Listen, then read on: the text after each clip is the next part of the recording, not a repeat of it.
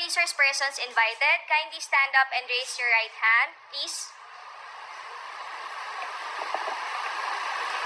Representatives and resource persons from the Office of the Vice President, COA, and DBM po. Thank you, ma'am. Mr. Chair?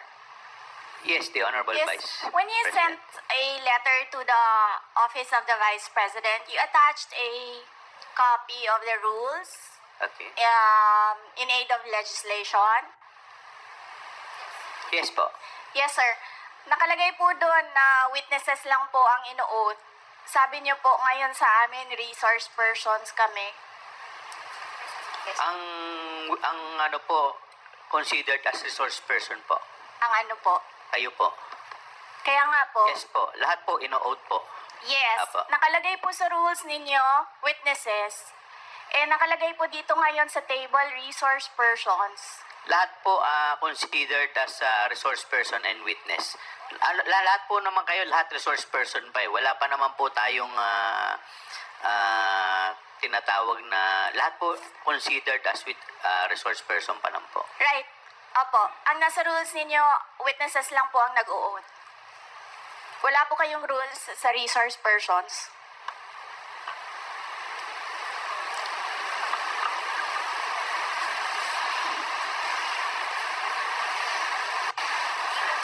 Ma'am, ano lang po yun eh. Yung term lang po yun eh. Pero considered as resource person din po kayo eh. Yes, sir. Opo. Resource persons nga po Kayo nakalagay witness dito. din po at saka resource person po. Hindi niyo po sinabi na witness ako. Sinabi niyo po dito ngayon, resource persons. Ang nakalagay po sa rules ninyo, witness. Comsec, ano po yung pinadala po ninyo?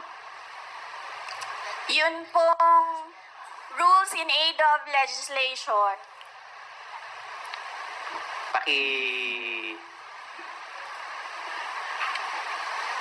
Mr. Chair, point of order. What is the point of order of the Honorable Congressman This issue about Macapagal? witness, resource person, etc., etc. Ma'am, pakilakas lang po, hindi po marinig. Resource persons and accused has been taken up in previous legislative inquiries in aid of legislation. I want to quote a December 8, 2008 hearing in the Senate, where Senator Miriam Defensor Santiago issued had an opinion on a similar situation, but she quoted a Supreme Court ruling. So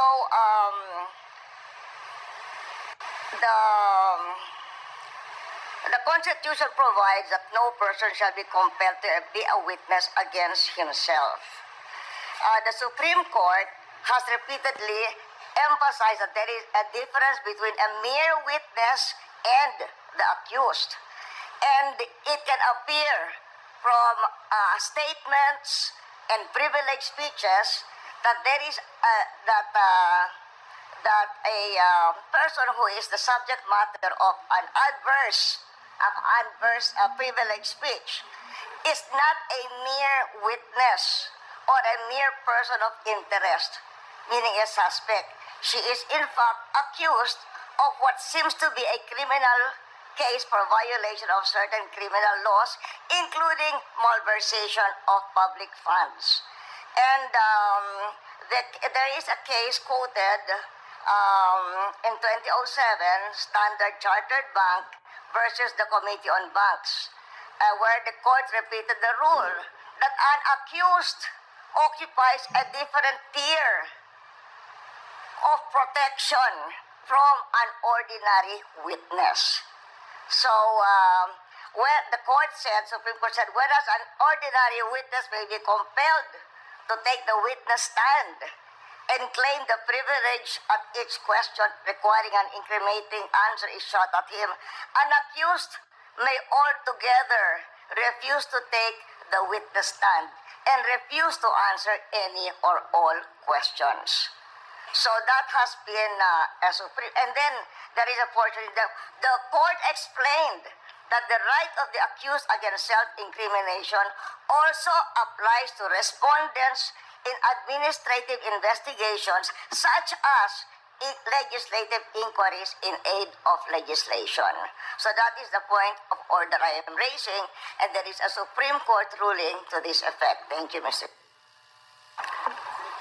With that, the chair declares 1 minute suspension. Recess.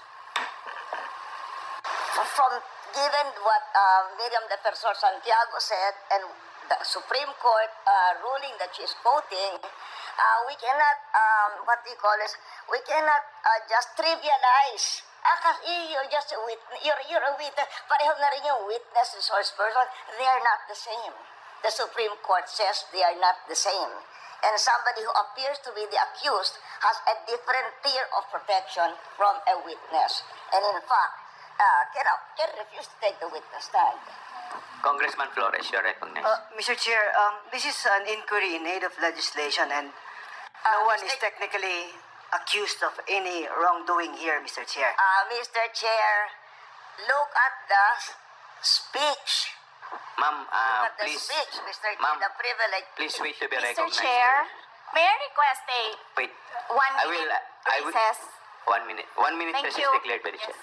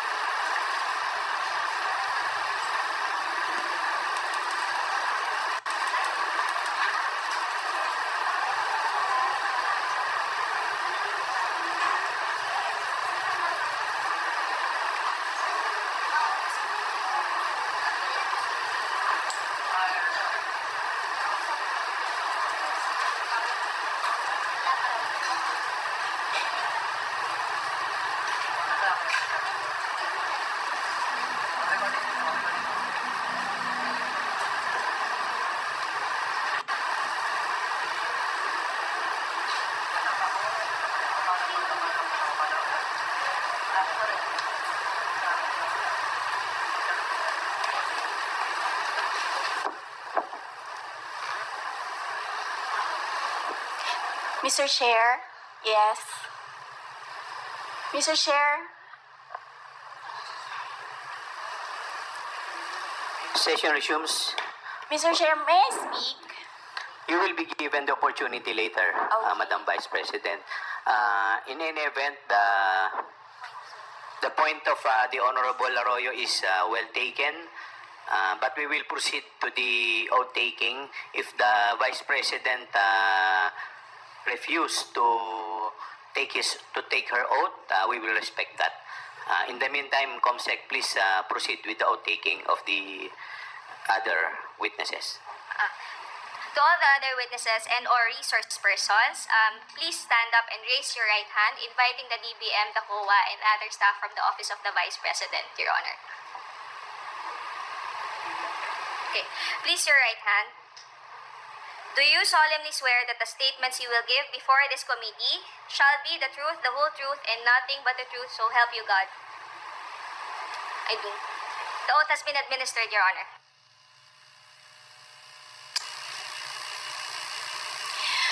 Mga kababayan, ladies and gentlemen, Assalamualaikum, Warakmatullahi wa Barakatuh. Madayaw, mayong adlaw, kaninyong tanan, magandang araw sa inyong lahat. The officials of the Office of the Vice President as well as each and every one of our satellite office leads were in receipt of a letter from the chairman of the Committee on Good Government and Public Accountability dated September 13, 2024, requesting our presence or that of our duly authorized representatives in today's initial deliberation with preliminary determination on privilege speech number 379. In view of the said letter, I am appearing before you today not only as the head of office, but more importantly, as the duly authorized representative of all officials of the OVP. Simply because we have not done anything wrong. There is no misuse of funds. If there are audit findings, we shall gladly respond to them before the Commission on Audit. And if there are legitimate cases to be filed, then we shall gladly respond to them before the appropriate courts. In relation to this, may I just say that I take notice of the opening speeches and nasabi doon, there is a determination of misfeasance, nonfeasance, and malfeasance. And those are cases that should properly be taken in the courts of law. What we are witnessing now is no ordinary legislative inquiry. This exercise is a well-funded and coordinated political attack.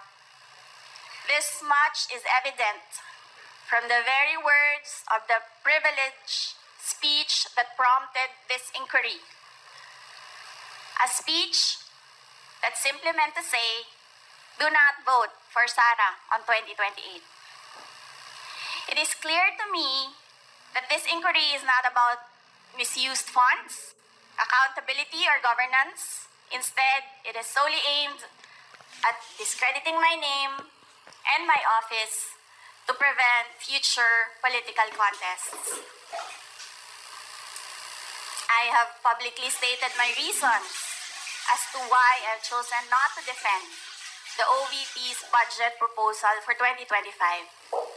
I have narrated the issues I encountered in previous years, which can easily be confirmed by looking at the NEP, the GAP, and the GAA for fiscal years 2023 and 2024. Further, I have even shared the drama that transpired last year regarding the confidential funds. Hence, just as we have done last year, we again leave the 2025 OVP budget to the pleasure of Congressman Martin Romualdez. I am not asking for any special treatment, nor am I asking you to uphold any tradition. There is no disrespect. All I am saying is that you have the complete freedom to do whatever you wish with the OVP budget. If you feel that all the documentary submissions are not enough, then by all means, huwag kayo magbigay ng budget. Sa totoo lang, hindi naman ang budget ang punteriya ninyo. Dahil napakadali naman magtanggal ng budget. What you are trying to do is make a case for impeachment.